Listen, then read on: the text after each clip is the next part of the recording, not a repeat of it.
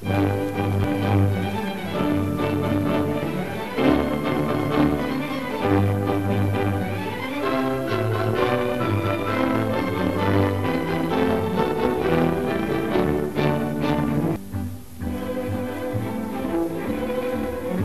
het nieuwe gebouw van het Nederlandse Zuivelbureau aan de Groothertoginnenlaan te Den Haag kwam de behoefte om ook gebruik te gaan maken van het nieuwste, uiterst moderne propagandamiddel tot leven. Een korte film voor het buitenland werd al spoedig een punt op de agenda van de Commissie voor Melkproducten. Het leek bijzonder moeilijk voor gecondenseerde melk en melkpoeder iets in deze zin te ondernemen. Maar dankzij de vindingrijkheid van de commissieleden werd er een weg ontdekt om collectieve propaganda voor het Nederlandse product te bedrijven, zonder daardoor de belangen van het merkartikel te schaden. In dit album liggen ontwerpen voor deze korte film. Het doel dat de commissie zich gesteld had lag zeer hoog. Het ging er niet alleen om Nederlandse producten in het buitenland voor te stellen, maar ze zo voor te stellen dat het bioscooppubliek er met plezier naar zou kijken. De film moest onderhoudend worden, boeiend en tegelijk op een artistieke hoogte staan die een waardige vertegenwoordiging zou geven voor een kwaliteitsproduct. Zo viel de keuze van de commissie op een poppenfilm. En in deze film zou de hoofdrol worden toegewezen aan het Nederlandse melkmannetje, voor deze gelegenheid Datschi gedoopt, dat het levenslicht aanschouwde op de nationale tentoonstelling De Melkweg in 1953.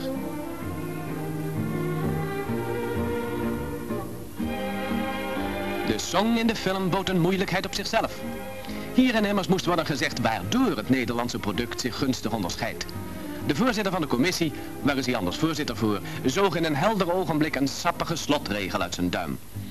Zou men de zuivelindustrie verplichten deze regel ook waar te maken, dan zou ze voor heel grote problemen komen te staan. Maar daar is het tenslotte reclame voor.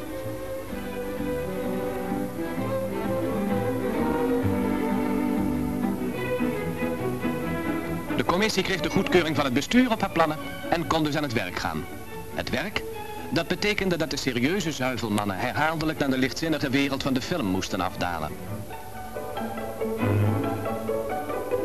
Dat betekende vele ontmoetingen met Joop Geesink, met even zoveel hartelijke begroetingen en even zoveel indringende besprekingen over alle details van het scenario en ook zelfs al over de ingewikkelde mogelijkheden van een wereldroulement.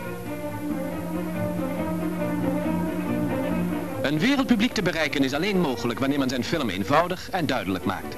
Het scenario werd zo overtuigend dat zelfs de filmmensen op moeilijke momenten naar de melkfles grepen.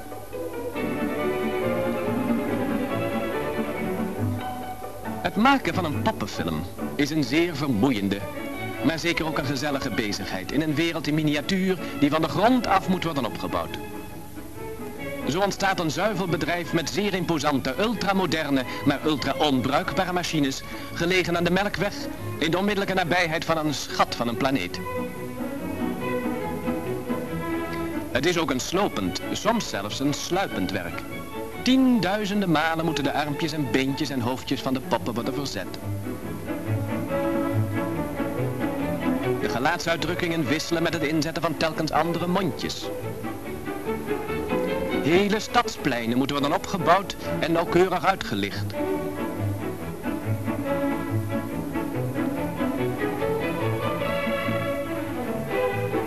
Hele volksmenigten moeten handje voor handje en voetje voor voetje worden bewogen.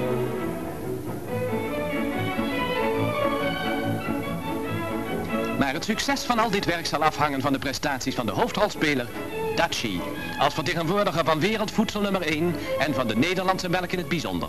Dollywood heeft hem gemaakt en met alle goede zorgen op zijn weg gezet. De reis om de aarde zal hij op eigen kracht moeten maken.